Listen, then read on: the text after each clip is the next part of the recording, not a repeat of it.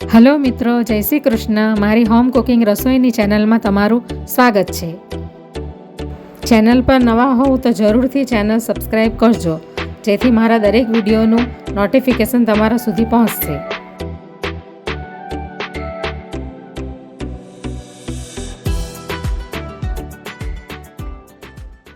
તો આજે હું કશ્મીરી દમ આલુની રેસીપી શેર કરવાની છું. એકદમ ઇઝી અને એકદમ ઇન્સ્ટન્ટ. તો એના માટે મેં આ 300 ગ્રામ જેટલા નાના બટાકા લઈ લીધા છે અને એને મેં પહેલેથી બાફીને બોઇલ કરીને રાખ્યા છે. અને એને બહુ વધારે એકદમ બોઇલ નથી કરવાના, ઓવરકુક નથી કરવાના, ખાલી એક સીટી જ વગાડવાની છે. તો હવે આપણે એને ફોકની મદદથી આપણે એને આવી રીતે હોલ કરી લઈશું. આ રીતે હવે આપણે આ બટાકાને ફ્રાય કરી લઈશું. તો એના માટે મેં આ નોનસ્ટિક પેન ગેસ ઉપર મૂકી દીધું છે અને એની અંદર થોડુંક તેલ નાખી દીધું છે, 1 કપ જેટલું, કારણ કે આ બટાકાને આપણે સેલો ફ્રાય કરીશું.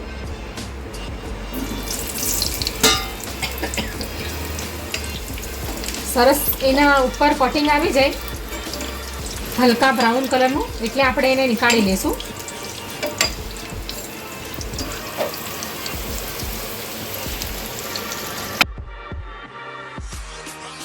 તો બટાકા ફ્રાય થાય એટલી વારમાં આપણે કાશ્મીરી દમ આલુ બનાવવાનો મસાલો રેડી કરી લઈએ. તો મસાલો બનાવવા માટે મેં આ દહીં લઈ લીધું છે. આ બહુ ખાટું દહીં નથી, મીડિયમ દહીં છે. તો 1 બાઉલ જેટલું મેં દહીં લીધું છે. તો એની અંદર આપણે અડધી ચમચી હળદર નાખીશું, 1 ચમચી ધાણા જીરું નાખીશું,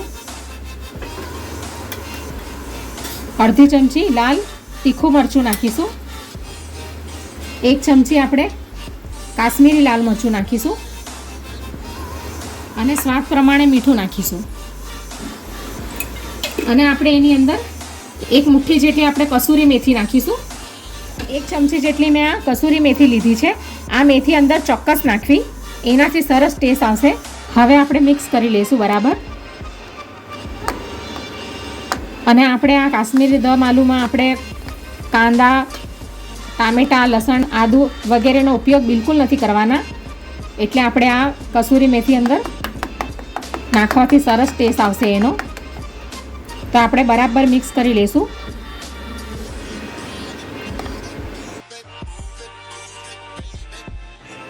તો હવે દહીંની અંદર બધા મસાલા મિક્સ થઈ ગયા છે.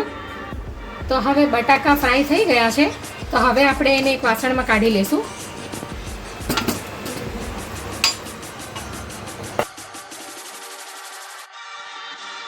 હવે બધા બટાકાને આપણે એક બાઉલમાં ટ્રાન્સફર કરી લઈશું. હવે આ જ પેનની અંદર આપણે જીરું નાખીશું.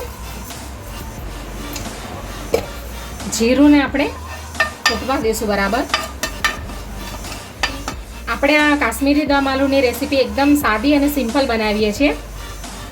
તો હવે જીરું ફૂટી ગયું છે બરાબર. તો હવે આપણે એની અંદર અડધી ચમચી હિંગ નાખીશું.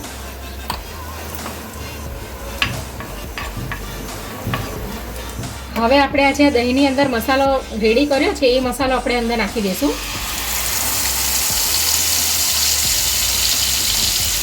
હવે આપણે આ મસાલાને કૂક થવા દઈશું બરાબર, એટલે ગ્રેવી સરસ એની પાકી જાય અને તેલ બધું સેપરેટ થઈ જાય ઉપર. પછી આપણે એની અંદર બટાકા નાખી દઈશું. હવે આપણે એની અંદર અડધી ચમચી જેટલો હોમમેડ ગરમ મસાલા નાખીશું.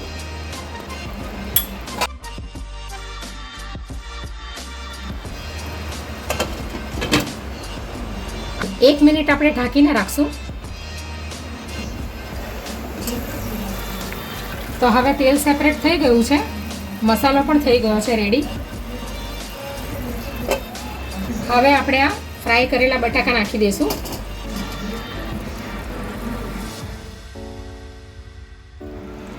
હવે બરાબર મસાલાની સાથે બટાકાને મિક્સ કરી લઈશું.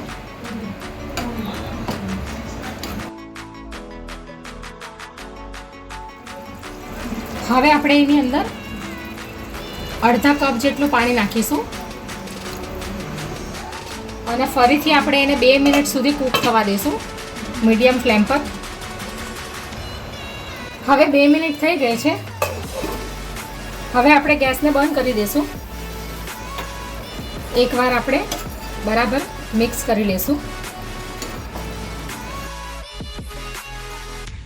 હવે આપણે એની ઉપર લીલા ધાણા નાખી દઈશું.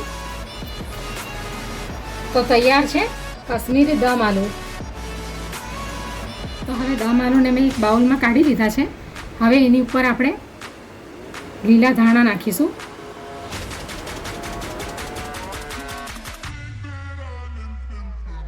હું આને કાશ્મીરી દમ આલુ એટલા માટે કહું છું, મેં એની અંદર કાશ્મીરી લાલ મરચુંનો ઉપયોગ કર્યો છે, એટલા માટે કાશ્મીરી દમ આલુ.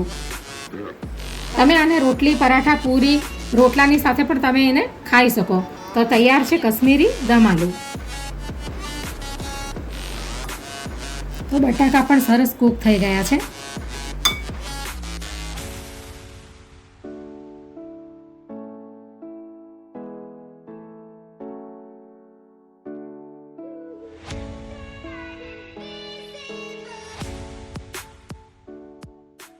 Audio Jungle.